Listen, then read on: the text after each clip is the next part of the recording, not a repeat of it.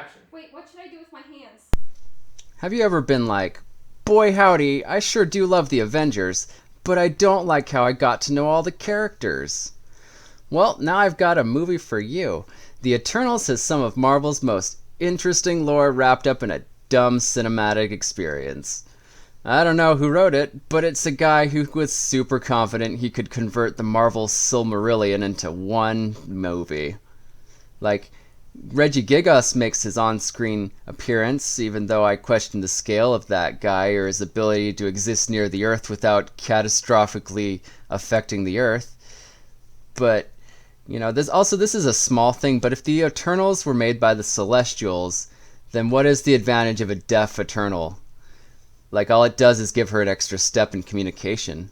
Like with Daredevil, being blind actually kind of helps his ability because he's like sonar, but being deaf and having super speed doesn't work in tangent with each other. If she wants to talk to humans, she always needs a translator. Like, I know the overarching reason is inclusivity, but it's kind of at the expense of making sense. That being said, I think that they made a believable gay character because the technology Eternal probably finds intelligence the most attractive quality in a partner. And over thousands of years, he's probably super sexist, and to think that, males are the most intelligent of the species, solely based on, like his cold sandbox observation. Like, he'll see women and like, oh, they just barely started reading. They're dumb. And,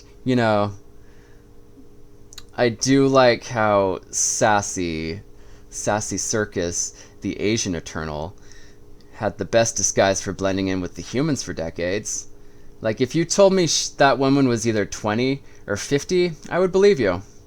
And I think we also overshadowed the true villain of the movie, Druig. He was the Eternal with the ability of mental mind control, and, 500 years ago, he deemed that a bunch of people shouldn't have free will and held them hostage in a jungle compound for generations. So when they go to Druig's village, it's 100% a cult. Like, it was a terrifying cult, and it didn't get addressed. It's like, oh, Druig has a cult, that's wacky. That's a wacky thing for him to have. But he's a guy with a cult, alone in the woods with total mental control over all of them. So, like, even if he prevents them from being violent, what prevents him from, sexually assaulting every single person in that cult? Well, I'll tell you who. It would be John Cena.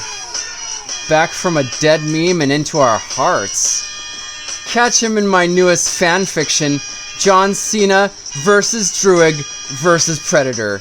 Uncensored version, only available to my top tier Patreon supporters. But all in all, I would have completely forgiven the movie if Sassy Circus would have just clapped one time before using her Full Metal Alchemist powers.